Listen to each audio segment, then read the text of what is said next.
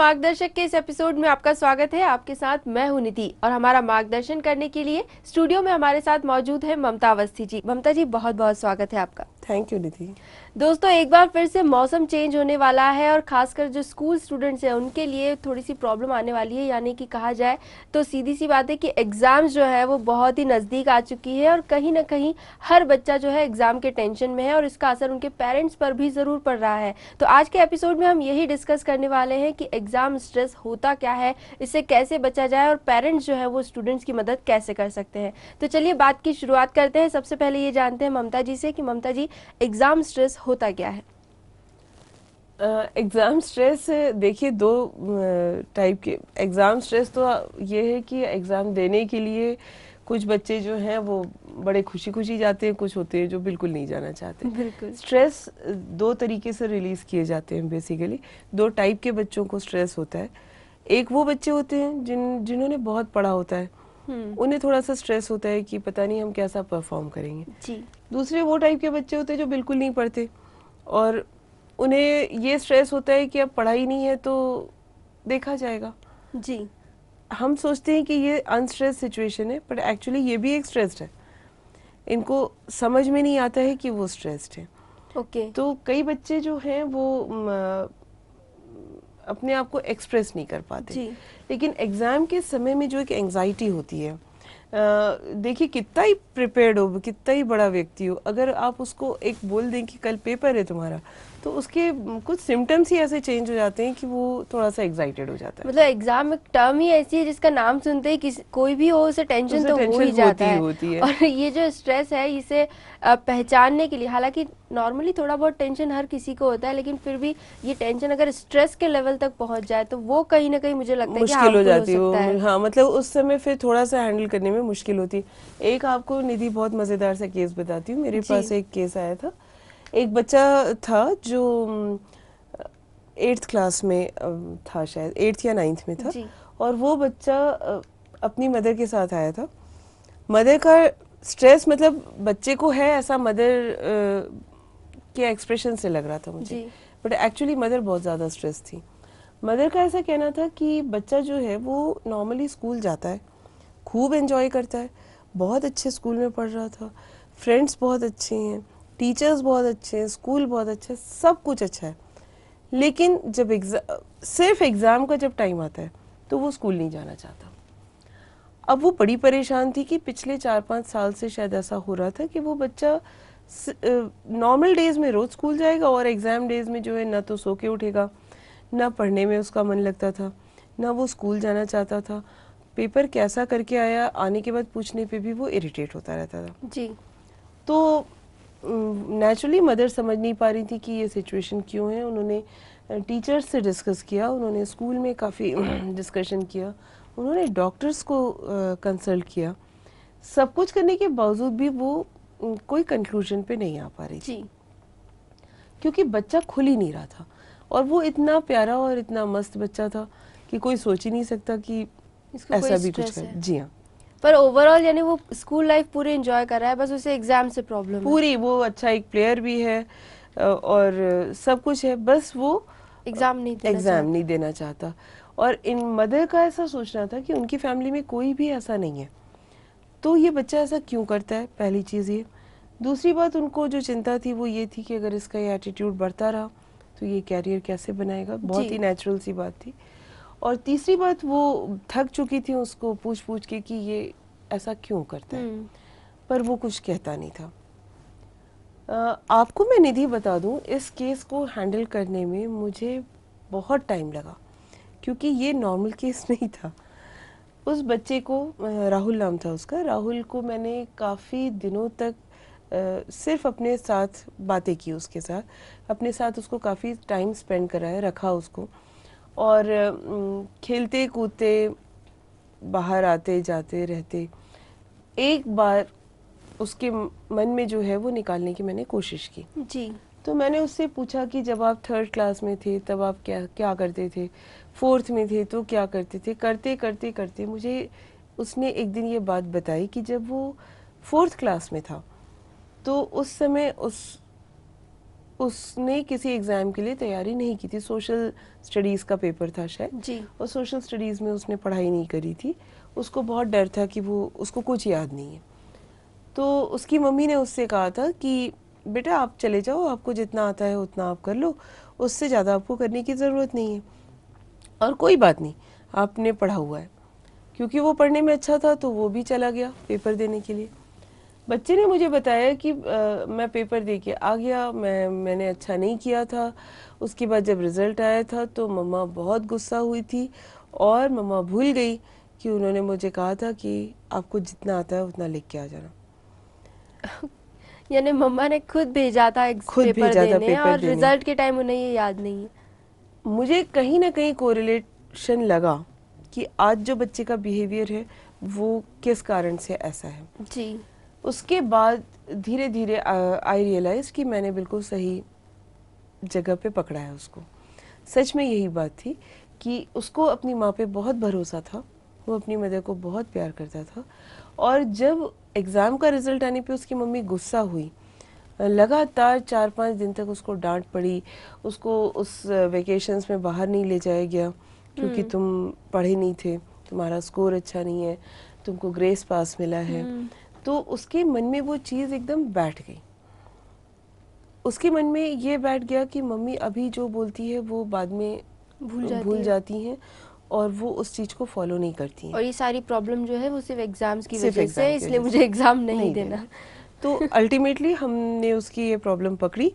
उसके बाद मुझे समझ में आया कि काउंसिल उसको नहीं, उसकी मदर को करना है। हाँ, तो उसकी मदर को फिर मैंने समझाया थोड़ा सा कि आपसे ये गलती हुई है और अब आप ही इसको ठीक कर सकती हैं। जी। तो बेहतर होगा कि उसको एग्ज़ाम में ले जाते समय आप उसको पहले तो पुराने अपने क्लियर करिए कन्फ्यूजन्स उसके कि आपने उस समय ऐसा कहा था, फिर आप भूल गई हैं, या आप उसके सामने एक्सेप्ट करिए, सॉरी फील करिए कि आपसे गलती हुई थी। और उसको फिर अब कॉन्फिडेंस दिलाना भी हमारा काम है कि आप थोड़ा थोड़ा उसको पढ़ने के लिए दीजिए, बहुत ज़्यादा बड़ी चीज़ मत दीजिए, और उसको घर में छोटे छोटे टेस्ट दीजिए जिससे कि वो अपने आप को इम्प्रूव कर सके। जी। इस केस में आई मेड इट श्योर निधि कि उसकी मदर खुद बैठे, क्योंकि इस टाइप के केस में जब वो अपनी माँ पे अपना भरोसा छोड़ चुका है तो किसी टीचर, किसी इंस्टीट्यूशन, किसी ट्यूटर के बस की बात नहीं थी कि वो उसको उस ट्रॉमा से बाहर निकाल सके। जी। मदर ने काफ़ी स्पेंड कर दिया था ऑलरेडी, ट्यूटर्स ने काफ़ी कोशिश कर ली थी, फिर भी कुछ नहीं हो रहा था। और आज मैं बहुत खुश हूँ कि आज वो बच्चा 11th क्लास में पहुँच चुका है और मदर बहुत खुश है कि उन्होंने अपना बच्चा वापस पा लिया है। जी। तो राहुल का जो ये केस हमने देखा, इसमें कहीं ना कहीं ये समझ में आता है कि पेरेंट्स को भी छोटी छोटी बातों का ध्यान रखना बहुत ज़रूरी है। हम कभी कभी बच्चों से कुछ कह देते हैं और फिर खुद भूल जाते हैं। जी। पर बच्चे को जो हमने कह दिया वो उसके लिए तो राम वाक्य हो गया, वो तो उसको अब लेके चल रहा है कि यही बात हमको फॉलो करनी है। तो आप हमें भी ध्यान रखना चाहिए। जी। तो लेकिन इस केस में एक चीज़ जो मुझे समझ में आई वो ये कि जो राहुल के पेरेंट्स हैं वो इस चीज़ को ऑब्जर्व नहीं कर पाए कि उसे इस चीज़ का स्ट्रेस है, वो या एग्ज़ाम से वो क्यों भाग रहा है, इस चीज़ को वो नहीं पकड़ पाए। तो क्या एग्ज़ाम स्ट्रेस के ऐसे कोई सिम्टम्स हो सकते हैं जिससे पेरेंट्स आसानी से ये समझ पाए कि बच्चे को एग्ज़ाम का स्ट्रेस हो रहा है?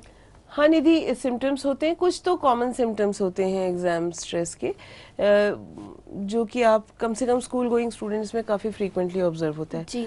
जैसे एक है नींद नहीं आना, है ना, टेंशन में रहना, चिड़चिड़ापन होता है बच्चों में, एंग्जाइटी होती है बच्चों में, भूख नहीं लगती है।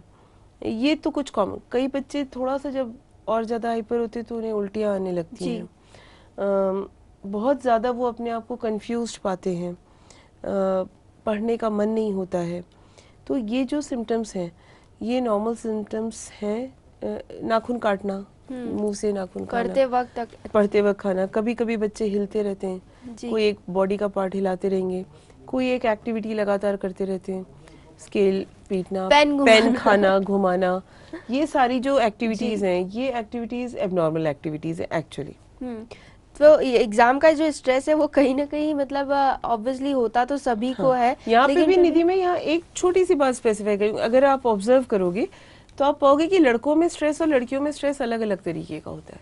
बिल्कुल सही बात की आपने, क्योंकि ऐसे ही कुछ क्वेरीज जो है वो हमारे पास आ गए, तो हम जरूर इस चीज को डिस्कस करना चाहेंगे। चलिए मैं एक बात तो मैं आपको यही बता दूं कि जी जब लड़कियां एग्जाम आता है और स्ट्रेस्ड होती हैं तो अभी जो हमने सिम्टम्स कहे उनमें से कई सिम्टम्स उनमें होते हैं, लेकिन वो सारे इंटरनल सिम्टम्स होते हैं। ओके नेल बाइटिंग है, जैसे नाखून खाना, उल्टी आना, नींद नहीं आना, ये सब नॉर्मल है। तो लड़कियां जो एंड अप होती हैं अपने extreme case of exam stress में, वो डिप्रेशन होता है। ओके ठीक है, यूजुअली फीमेल्स अपने ऊपर ले लेती हैं हर चीज। बॉयज का बिल्कुल उल्टा है। बॉयज जितना स्ट्रेस्ड होते हैं वो उतना आपको इरिटेट करते हैं। वो ऐसी हरकतें करेंगे जिससे कि आप इरिटेट हो जाओ जी। वो मतलब आपके लिए अनबेरेबल हो जाएंगे, बहस करेंगे, गुस्सा करेंगे, सामान फेंकेंगे, चिड़चिड़े हो जाएंगे, पर वो हमें इरिटेट करते हैं। लड़कियों का जो नॉर्मल सिम्टम है, लड़कियां खुद को नुकसान पहुंचाती हैं। जी बिल्कुल। तो चलिए एक प्रॉब्लम यहाँ पर डिस्कस कर लेते हैं हम लोग।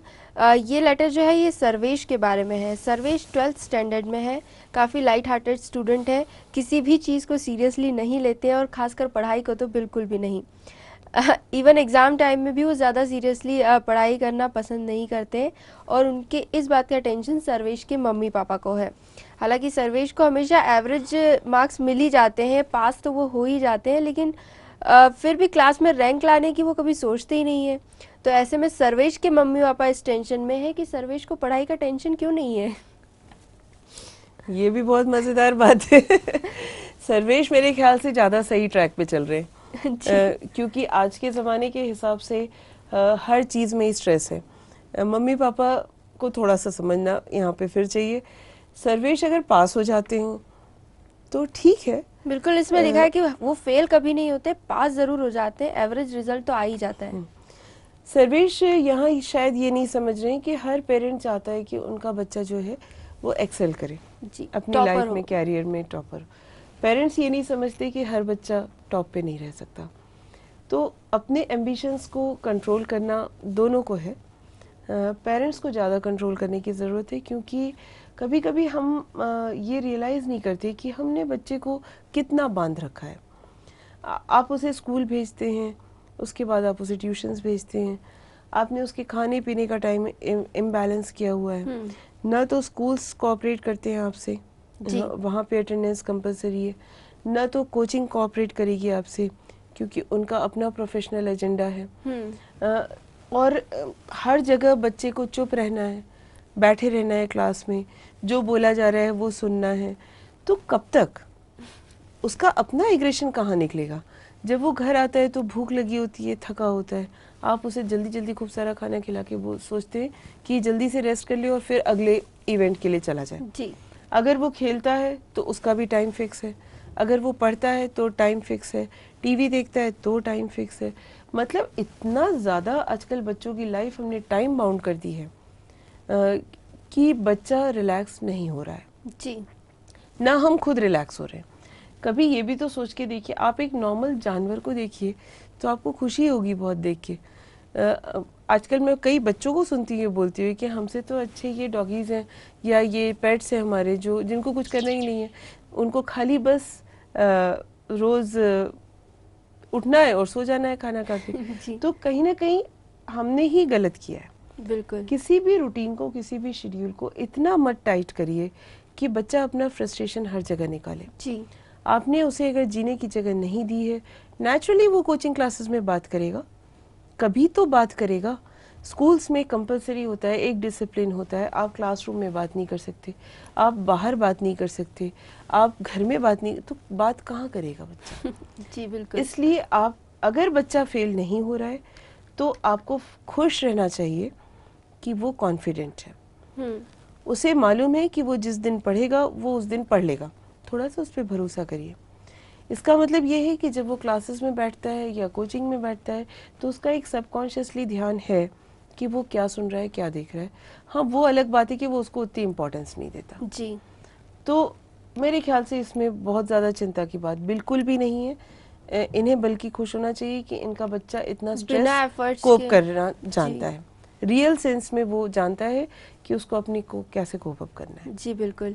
तो ये तो था कि एग्ज़ाम स्ट्रेस का जो इम्पैक्ट है वो बॉयज़ पर कैसा होता है। अब अगली हमारी जो क्वेरी है वो गर्ल्स को लेकर है, तो चलिए वो भी डिस्कस कर लेते हैं। ये लेटर जो है ये हमें रागिनी जी ने लिखा है। इनकी एक बेटी है रितिका, जो कि 12th स्टैंडर्ड में है। बायो की स्टूडेंट है, डॉक्टर बनना चाहती है, और जैसा कि उसने मेडिकल के दूसरे स्टूडेंट्स को देखा है, बिल्कुल उनकी तरह वो भी 24 घंटे पढ़ाई में ही लगी रहती है। एक्सट्रीम लेवल तक वो मेहनत करती है, लेकिन रितिका के रिजल्ट्स उसकी पढ़ाई के अकॉर्डिंग नहीं आते। जितनी वो मेहनत करती है उस हिसाब से तो उसके बेस्ट रिजल्ट्स आने चाहिए, लेकिन ऐसा होता नहीं है। 11th स्टैंडर्ड में भी उसने इसी तरह की पढ़ाई की, लेकिन उसके रिजल्ट्स बेटर नहीं आए और 2 साल में उसे प्रमोट करके 12th में भेजा गया है। अब रागिनी जी नहीं चाहती कि, क्योंकि 12th जो है वो बोर्ड क्लास है, तो बोर्ड एग्ज़ाम्स में ऐसा कोई ऑप्शन भी नहीं रहेगा, और वो बोर्ड एग्ज़ाम्स को लेकर काफ़ी टेंशन में है। तो रागिनी जी चाहती है कि वो खुद ऐसे में क्या हेल्प कर सकती है रितिका की। ये भी एक स्ट्रेस का एक्सट्रीम केस है जी। रितिका की हेल्प करना बहुत ज़्यादा ज़रूरी है ऐसे में। देखिए वो एक तरीके से मेरे को लग रहा है कि वो नकल मारने की कोशिश कर रही है, दूसरों की तरह बनने की कोशिश कर रही है। ओके। उसको शायद कोर्स उतना समझ में नहीं आ पा रहा है। वो सिर्फ टाइम स्पेंड कर रही है बुक्स के साथ, खुद भी स्ट्रेस्ड है, और बेसिकली वो रटने की कोशिश कर रही है, बाय हार्ट कर रही है। इसको बहुत ज़्यादा काउंसलिंग और गाइडेंस की ज़रूरत है रितिका को, क्योंकि इसको सही तरीका बताना बहुत ज़रूरी है कि पढ़ाई को सही तरीके से कैसे करते हैं। देखिए दो होता है, एक होता है आदमी हार्ड वर्किंग हो, एक होता है वो स्मार्ट वर्किंग हो। जी। अब रितिका हार्ड वर्किंग है, ये तो हम समझ चुके हैं। अब हमें उसको स्मार्ट बनाना है। स्मार्ट वे ऑफ स्टडीज़ वो होती है जिसमें, जो कि पिछला केस हमने हैंडल किया, उसमें जैसे बच्चा जो है वो आखिरी में पढ़ के बढ़िया अपने नंबर ले आता है, कहीं आप देखिए वो ज़्यादा खुश है। जी बिल्कुल। क्योंकि उसे मालूम है कि उसे जब पास होना है तो वो उसको स्मार्ट तरीका आता पढ़ने का। हमें रितिका को स्मार्ट तरीका बताना पड़ेगा। ओके। एग्जाम में कैसे स्कोर करना है वो एक अलग चीज़ होती है, नॉलेज के लिए कैसे पढ़ना है वो एक अलग बात होती है। कई बार बच्चों को कुछ नहीं आता और वो एग्जाम के लिए कैसे पढ़ना है ये जानते हैं, इसलिए वो अच्छा स्कोर करते हैं। ओके।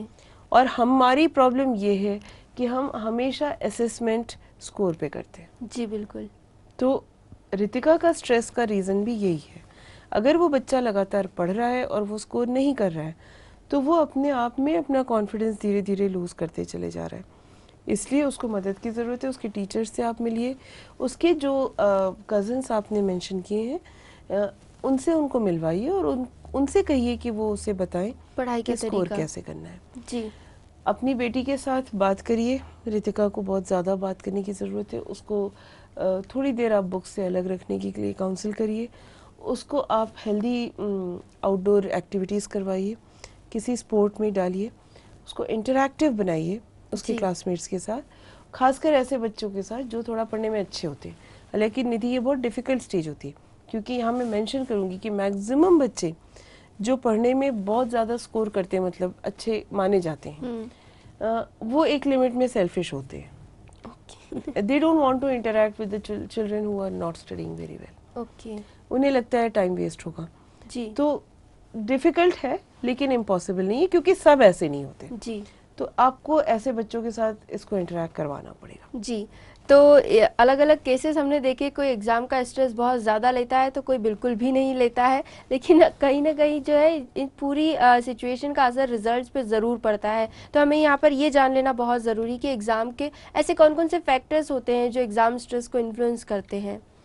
हाँ, एग्ज़ाम स्ट्रेस को सबसे ज़्यादा इन्फ्लुएंस तो रिजल्ट करता है, क्योंकि रिजल्ट जब आता है तो हम हर केस में ही देख रहे थे, रिजल्ट आते ही हम शुरू हो जाते हैं, रिएक्शंस मिलने होते हैं। और वो जो रिएक्शंस होते हैं वो बियर बच्चे को ही करना पड़ता है। तो अगर पॉजिटिव होते हैं तो भी मैं आपसे कहूँगी कि उनके नेगेटिव इफेक्ट्स होते हैं कई बार, क्योंकि आप इतना प्रेस कर देते हैं कि बच्चा अपने आप को सुपर ह्यूमन समझने लगता है और फिर वो आपकी किसी बात को वैल्यू नहीं देता। पर 90% केसेस में यही होता है कि हम रिजल्ट आते ही डांटना डपटना शुरू कर देते हैं, या फिर फ्यूचर प्लान्स को लेकर कंफ्यूजन हो जाता है। जी। कि आपने जो प्लान किया वो अब आप नहीं कर पा रहे प्लान। खासकर वो मार्क्स जो है वो डिस्ट्रीब्यूट हो जाते हैं, आप अगर इतने मार्क्स लाएंगे तो ही आपको आपका फेवरेबल सब्जेक्ट मिलेगा, या इस टाइप की जो स्कूल की जो कंडीशंस होती है वो कहीं ना कहीं मुझे लगता है मिसप्लेस हो जाती है बहुत ज़्यादा। हाँ, और उससे क्या होता है, स्ट्रेस बहुत है, कंपैरिजन बहुत बढ़ जाता है जी। इस समय पे। आप खुद ही कोशिश करिए कि आप कंपैरिजन ना करें, तो एग्ज़ाम स्ट्रेस अपने ऑटोमेटिकली दूर हो जाता है जी। एग्ज़ाम को लेके जो स्ट्रेस है वो मैं यहाँ पे गीता का जो एक कृष्ण जी का वचन है उसको मैं यहाँ पे कहना चाहूँगी कि कर्म की चिंता कर, फल की चिंता मत करो, कर्म करते जाओ। जी। अगर हम इस चीज़ पे खुद भी थोड़ा सा इम्प्लीमेंट करें तो भी फर्क पड़ता है जी। क्योंकि बच्चों को हम खुद ही कहते हैं कि हम रिवॉर्ड्स रख देते हैं कि अगर तुम्हारे इतने मार्क्स आए तो तुमको ये मिलेगा, तो बच्चा, आप लालच ही दे रहे हो एक तरीके से। ये जो रिलेट आप करते हो ना बहुत ज़्यादा, हर चीज़ को रिजल्ट से, हर चीज़ को रिजल्ट से, हर चीज़ को कंपैरिजन से, हर चीज़ को फ्यूचर से, हर चीज़ को कैरियर से, ये गलत है। आप मत करिए ऐसा। उसको एग्ज़ाम देने दीजिए, जो भी स्कोर है उसको take it for your own. आप हमेशा भूल जाते हैं कि बच्चा आपका ही एक पार्ट है।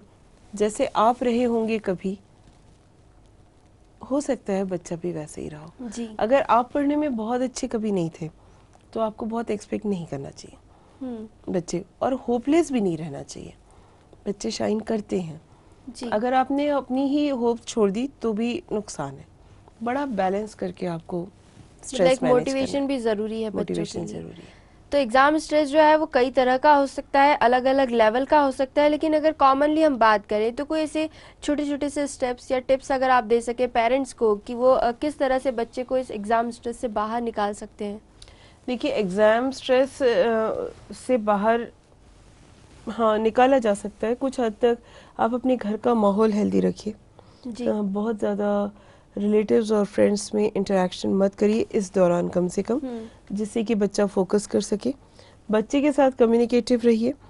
आपको ये देखना बहुत ज़रूरी है कि एग्ज़ाम आने के पहले बच्चे की कॉपीज़ और बच्चे के पास स्टडी मटेरियल सफिशेंटली अवेलेबल हो जी।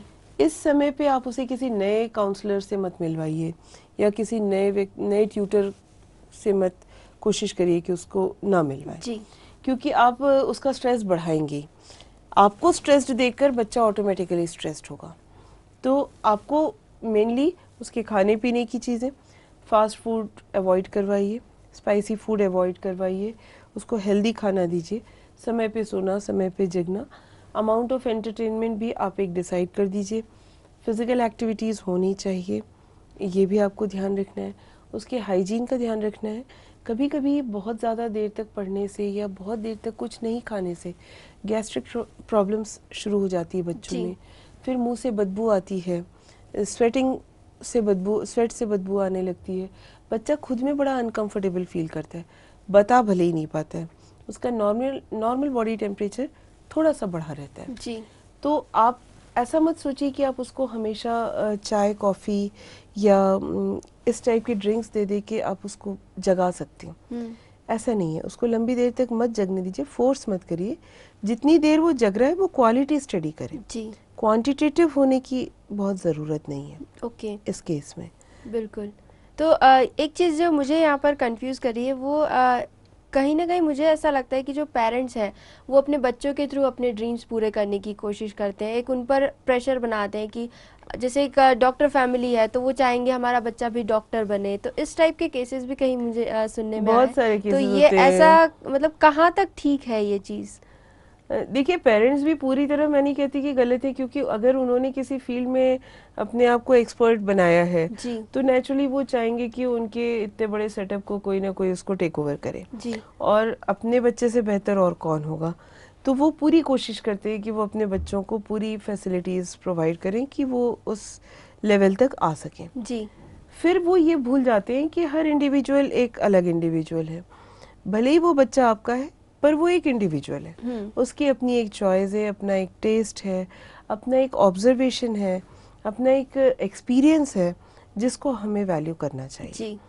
लेकिन हमें अपना गाइडेंस भी उसको देना है ओके। कभी कभी आप ओवर लिबर्टी देने में भी भूल जाते हैं कि आपने लिबर्टी देकर उसका फ्यूचर स्पॉइल किया है जी। तो आपको बहुत बैलेंस चलना है मेरे ख्याल से। पेरेंट्स स्ट्रेस दे रहे हैं निधि आजकल, लेकिन ऐसे भी पेरेंट्स हैं जो थोड़ा सा अंडरस्टैंडिंग भी रखते हैं।